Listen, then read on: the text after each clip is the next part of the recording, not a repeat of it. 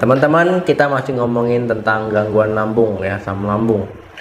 Nah, jadi memang ya gangguan lambung ataupun asam lambung ini sangat tidak nyaman sekali ya kalau seandainya sedang kumat ya, termasuk saya. Mau makan nggak enak, kemudian nafsu makan juga nggak ada, perut juga nggak nyaman. Jadi memang serba salah. Nggak makan sakit ya, makan pun juga nggak enak. Nah, jadi memang asam lambung ini banyak ya faktor penyebabnya ya. Yang paling sering adalah karena telatnya makan ataupun makan tidak teratur. Nah, itu adalah faktor yang paling sering menyebab kambuh ataupun kumat. Nah, tapi ya selain itu juga kita harus memperhatikan makanan mana yang baik dan makanan mana yang tidak baik ataupun yang tidak disarankan. Nah, kenapa penting? Ya penting ya supaya tidak kambuh-kambuhan. Nah, jadi kita ngomongin buah-buahan nih.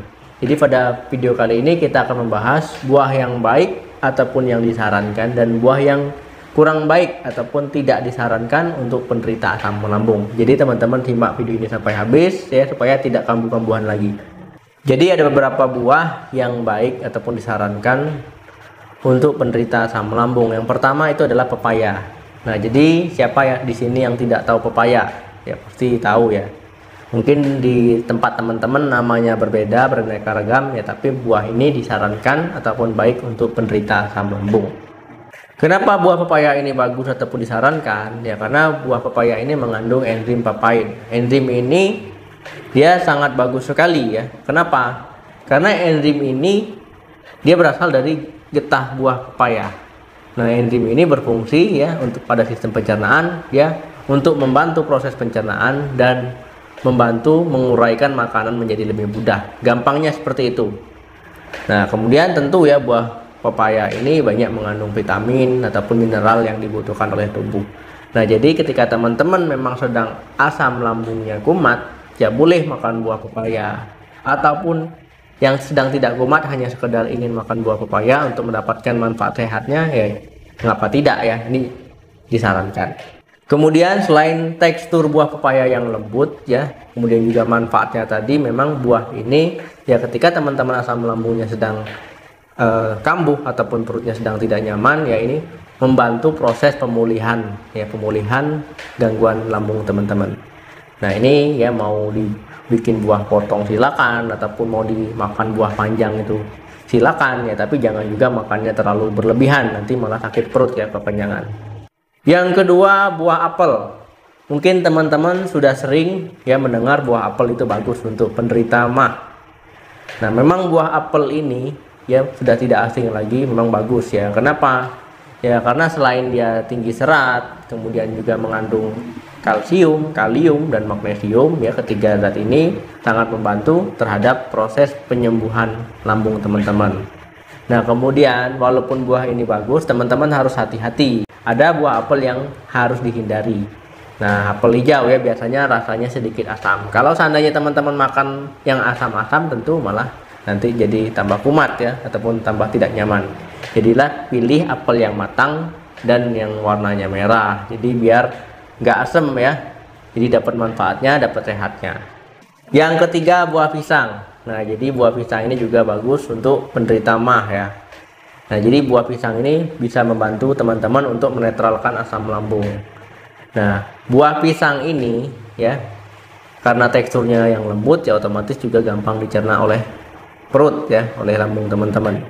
Nah, kemudian buah pisang ini kan mengandung kalium ya, ini juga sangat bagus ya bagi penderita asam lambung ataupun penderita MAH supaya cepat pulih.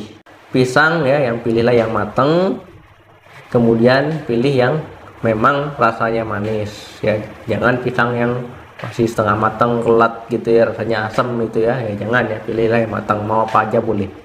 Kemudian pisang juga mengandung serat yang tinggi ya, jadi sangat bagus sekali ya untuk pencernaan teman-teman. Selain lambung, untuk pencernaan juga sangat bagus ya.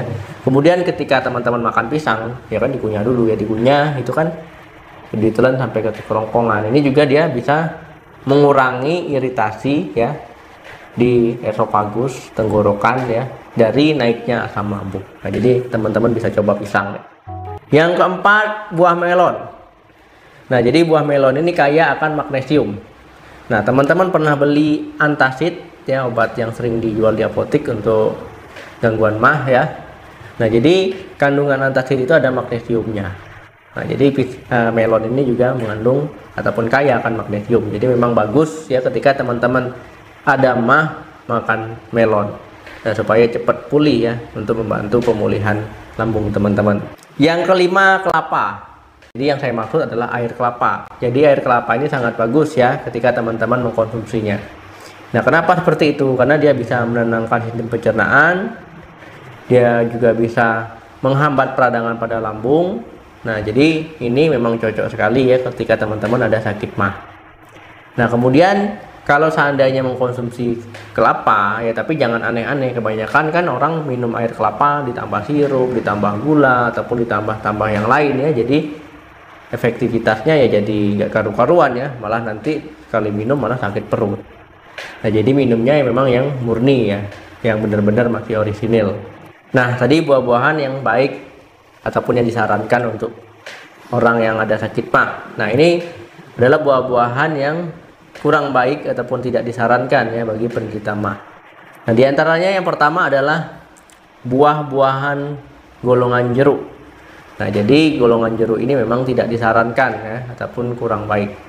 Nah, jeruk apa saja ya, mau jeruk bali, mau jeruk nipis, mau jeruk lemon, ataupun ya golongan jeruk lainnya ya, mau apapun itu namanya ya, pasti kan rasanya agak asam-asam ya, agak kecut-kecut ya.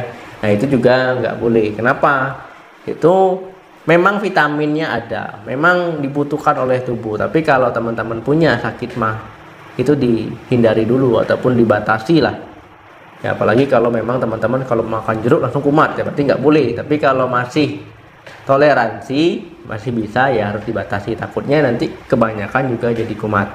Nah, kenapa harus dibatasi ya? Jeruk kan rasanya memang asam ya, ini bisa meningkatkan risiko teman-teman kambuh ya, bisa yang kedua, tomat. Nah, jadi kalau teman-teman suka mengkonsumsi tomat dan sering kambuh asam lambungnya, bisa saja ini jadi penyebabnya ya. Kenapa?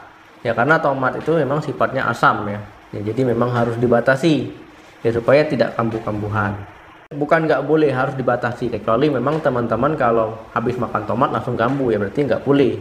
Tapi kalau masih makan tomat nggak kambuh ya berarti boleh, tapi dibatasi, jangan berlebihan. Yang ketiga, buah alpukat. Nah, walaupun buah alpukat ini banyak manfaatnya, tapi ini tidak bersahabat ya dengan orang yang ada sakit mah ataupun asam lambung. Nah, kenapa? Karena buah alpukat ini ya mengandung lemak ya, walaupun lemaknya lemak sehat, tapi dia nggak baik untuk penderita asam lambung ataupun sakit mah, karena dia bisa merelaksasi otot-otot lambung ya, sehingga bisa memicu ya naiknya asam lambung, akhirnya kumat, ataupun bisa memicu sakit lambung ataupun sakit mah nantinya. Nah, jadi memang teman-teman ada buah yang disarankan ataupun yang baik untuk penderita asam lambung. Kemudian juga ada buah yang tadi ya, yang baik tadi bisa menetralkan asam lambung, bisa membantu pemulihan sakit lambung teman-teman. Tetapi ada buah juga yang tidak disarankan ataupun yang harus dibatasi jumlahnya. Kalau kebanyakan bisa kambuh, ataupun kalau makan buah tersebut bisa kambuh ya. Jadi memang harus pilih-pilih ya terhadap buah-buahan ataupun makanan yang teman-teman konsumsi. Oke teman-teman, semoga bermanfaat, semoga mudah dipahami, semoga ilmu yang saya berikan ini bisa diaplikasikan. Jangan lupa di like, di share video ini sebanyak-banyaknya. Jangan lupa tulis di komentar pendapat, pengalaman ataupun cerita teman-teman boleh.